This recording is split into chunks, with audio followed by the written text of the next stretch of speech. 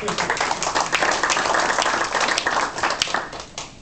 have before you brochures. I was going to give you a presentation today on Windows 7. It's not going to be released till the end of the month, so I can't do it because there are some contractual obligations as a Microsoft partner that I have to go by. And one of those is using their system. Unfortunately, their system makes you a target for their marketing. So, rather than show you that, I'm going to talk to you a little bit about a newer server that's just come out. It's made for small businesses of 15 users or less. It has Active Directory. And what Active Directory means is instead of using names as a device, it's a name as an object. And what that means is it's easier to manipulate for us being IT people and us being the individual users. This server, like I said, is only up to 15 people. It has file and print sharing capabilities so that people on your network can go ahead and put things in a shared document folder, and then someone else on your network can go ahead and access that folder, make modifications, and put it back. That way you're all up to date on the same information continuously.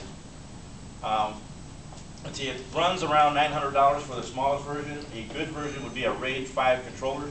But that means RAID 5 duplicates across 3 or more hard drives any information that's on any one hard drive. The reason for that is if you lose a hard drive, you don't lose your entire machine.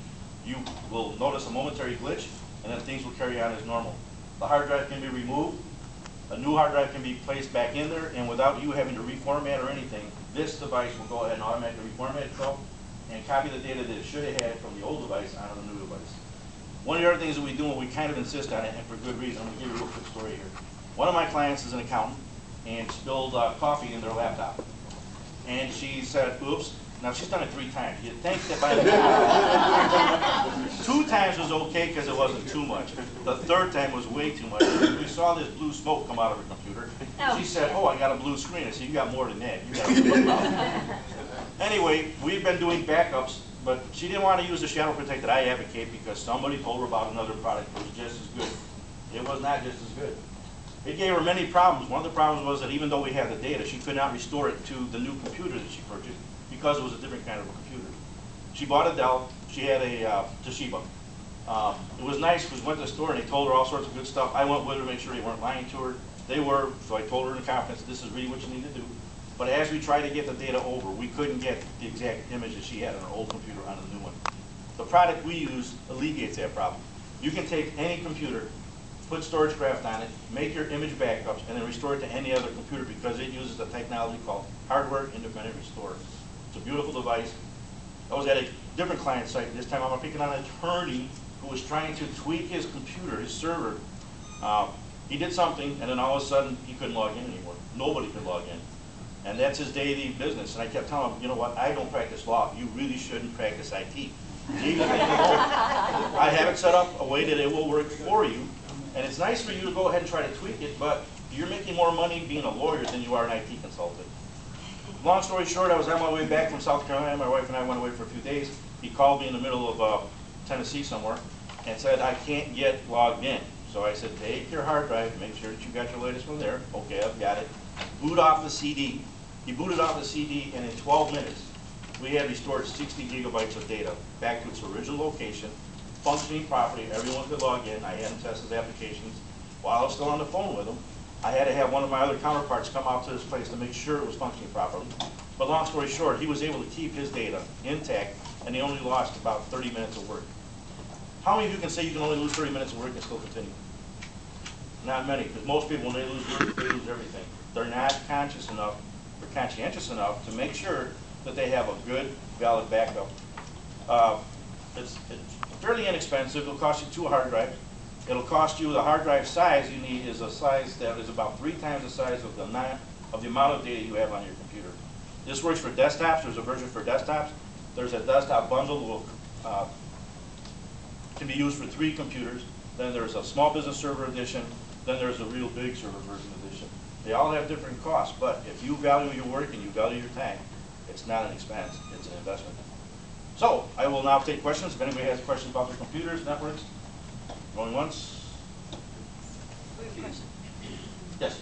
Lately it seems that South Oak Park has been having a number of these almost like mini power outages where businesses lose their computer connection for a few seconds and then even with surge protectors, there's nothing a business can do to prevent that from? No, that's not really true. There is something a business can do. Again, it's how much you value your data. There are things called UPSs, stands for Universal Power Supply. What that does is when you go over voltage or under voltage, or you lose your voltage entirely, it will continue to keep your computer running up to 15, 20, 30 minutes, depending on how large a UPS you purchase. Now, the more devices you add onto a UPS, the shorter the battery life is going to be. But if you're losing power for up to 15 minutes in most cases, the smaller 1,000, they're called KVA devices, will sustain your server or your computer for up to a half an hour, 15 minutes to half an hour, depending on what you're doing with it. It's not a good idea to put printers on there, though, because they draw such high current when you first turn them on that they will usually trip and make the UPS think that you've gone into an overcurrent situation. So for that, you might get a larger one, or you can just turn your printer off until you actually need it. That brings up another good point. When it's thundering and storming outside, and there's a lot of electrical lightning hitting every place, that's a good time to turn off your computers. Even if you have a UPS, most businesses, small businesses, do not have a large enough UPS to make sure that they can recover or hold up during that kind of a storm. Water is another bad thing for your computers. If you have them on the floor, you might want to lift them up off the floor, put some bricks or 2x4s underneath them, because the next bad thing for a computer is the airflow. If you don't have enough airflow, you're not going to have top performance from your computer or server. And I'll give you another story. Years ago when I first started doing this, I had a lady in Oak Park call me. She couldn't turn her computer on.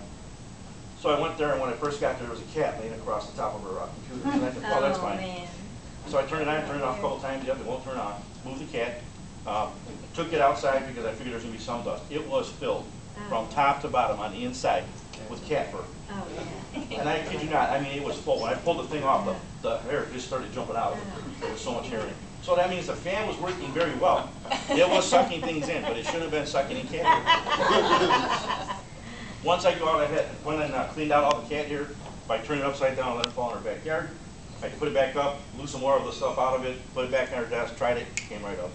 So, the moral of the story is don't give your computer a mean coat, it doesn't need it. Any other questions? We have time for one more. Roz? I don't know if this is exactly a computer networking question, but I'm going to ask it anyway. Ask it. All of a sudden, when I get emails and they have photo attachments, you know, simple JPEGs, things that I used to be able to click on and see them immediately, I click on it and now it wants some program associated with it to open it. If I save them into a directory and then look at them, I can see them, but I can't see. There's usually a plugin in your internet browser that needs to be loaded for that to happen. And I can talk to you about that offline. One final thing. I love getting emails from everybody, but what I don't really want you to do is how you put everybody's name into two. Thanks for giving me all the emails from your friends, neighbors, and family, but really, that's how spammers get their way, because you're being careless in how you put that in there. So instead of putting everybody's name into two, click on the two, go to the address book and put everybody in BCC. That's a blind copy. That way I will only see my name and I have no idea who else you sent the email to. But it's your best defense against giving out email addresses that somebody may not want to have. Thank you. Thank you.